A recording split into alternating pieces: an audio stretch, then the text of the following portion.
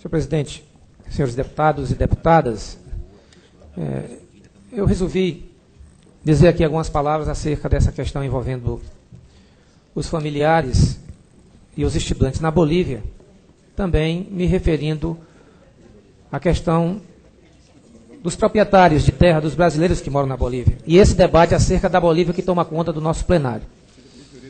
Primeiro que eu acho que nós deveríamos chamar o espírito ali do Barão do Rio Branco, que está machetado e eternizado nesse plenário, e inscrito na história do Acre, quando a gente for tratar desse tema aqui na Assembleia Legislativa, nós que temos uma experiência e nós que temos uma bela história da construção da identidade acreana e da anexação dessa parte última do nosso território ao Brasil, fruto de uma revolução que teve com os bolivianos o contato mais direto e o confronto mais direto. E às vezes eu fico aqui a me mexer naquela cadeira de presidente, eu queria me desprover agora do cargo de presidente da casa, para colocar algumas questões de ordem política e também de ordem teológica. O deputado Walter Prado, por exemplo, Vossa Excelência tem feito afirmações muito duras com relação ao presidente da Bolívia, Evo Morales. E olha que Vossa Excelência até ontem integrava aqui a bancada do PSB da casa e agora integra a bancada do PDT.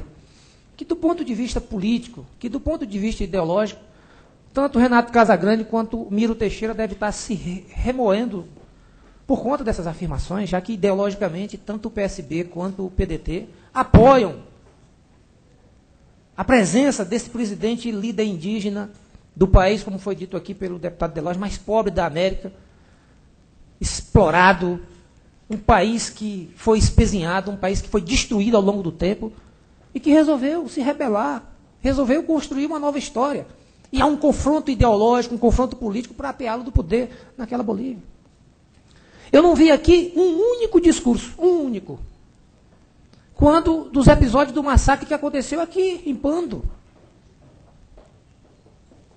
financiados pelo governo de Pando, financiados por autoridades que foram massacrar campesinos, mataram eles, assassinaram, abrindo um conflito. A Bolívia vive um conflito. Nós precisamos compreender o conflito que vive a Bolívia. Então nós não podemos nos despojar dos compromissos históricos e ideológicos quando abordamos esse tema. Só pela facilidade do aplauso, só pela oportunidade da simpatia. Nós não somos homens de construção de facilidade de simpatias e pela facilidade dos aplausos. Nós temos compromissos históricos, nós temos compromissos políticos, nós temos compromissos ideológicos. Nós temos que estar com esses compromissos presentes quando tratamos de um tema como esse. Ora, o Brasil nunca na sua história protagonizou tanto do ponto de vista da sua diplomacia. Até, olha só, até os adversários mais possantes do presidente Lula reconhecem que o Brasil construiu uma nova história com o mandato do presidente Lula nas relações políticas internacionais. Aliás, Celso Amorim, que é o nosso ministro de Relações Exteriores, é um quadro do PMDB. Recentemente ele filiou-se no PT, mas é um quadro do PMDB.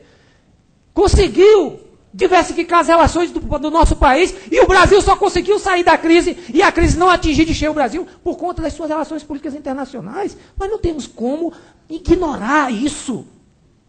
A Assembleia Legislativa do Estado do Acre não pode ignorar isso. Não pode. É uma ignorância ignorar isto. Ora, a solução que nós podemos ter nesta crise que envolve brasileiros na Bolívia, seja os proprietários, seja os nossos estudantes, não é uma solução de confronto. Quem aposta nisso é porque não está apostando na solução. A solução é pelo caminho do diálogo.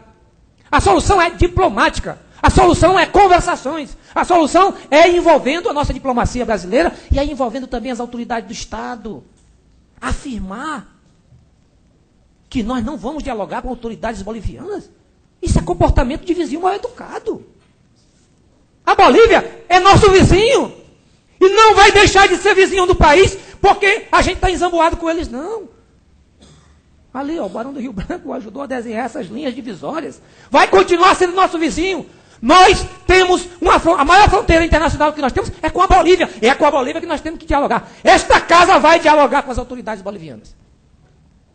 A mesa diretora da Assembleia vai dialogar com as autoridades bolivianas. É uma questão até de urbanidade, é uma questão de relações de poder. Só que nós temos que dialogar com as autoridades bolivianas, nós temos que dialogar com a nossa diplomacia. A nossa diplomacia precisa ter uma postura mais ativa, Nós temos que cobrar um comportamento do nosso consulado, que, como foi dito aqui, eu concordo, e os pais têm dito aqui, o nosso consulado tem, inclusive, não cumprido bem o seu papel. Então o problema não é do Evo Morales, o problema está no nosso consulado também. Como é que a gente corrige isso? Nós temos condições e autoridade política para tratar essas questões do nosso consulado. E vamos fazê-lo. Exigir que o presidente Lula dê um tapa na mesa, para virar a mesa na relação com a Bolívia. Ora, me desculpem, mas quando os americanos começaram a exigir que os brasileiros tirassem os seus sapatos para poder adentrar em solo americano, eu não vi ninguém dizendo que o Lula devia brigar com o Bush.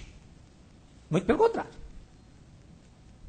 Ninguém. É porque às vezes é mais fácil mandar dar cascudo no irmão mais pobre, no menos indefeso, naquele que é o mais fragilizado. Assim é a Bolívia, é o irmão mais pobre, é o indefeso, é o mais fragilizado. E a nossa relação só vai aumentar e melhorar se nós usarmos o instrumento sábio do Barão do Rio Branco, da nossa diplomacia. Vamos nos espelhar no próprio exemplo construído por nós aqui da Assembleia. Deputado Antônio Salles, que está ali presidindo a nossa casa.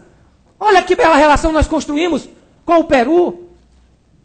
Nós fomos a Pucallpa dialogar com quem? Com o presidente do Peru? Com quem foi que nós fomos dialogar sobre integração? Foi com o governador de Ucayali. Abrindo uma relação política, abrindo perspectivas, abrindo caminhos. Foi com eles que nós fomos dialogar. Olha que belo exemplo nós demos.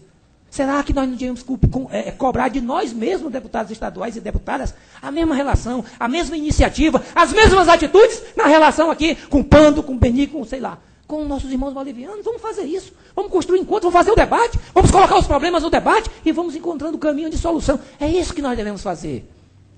Por um único motivo, meus colegas deputados e deputadas.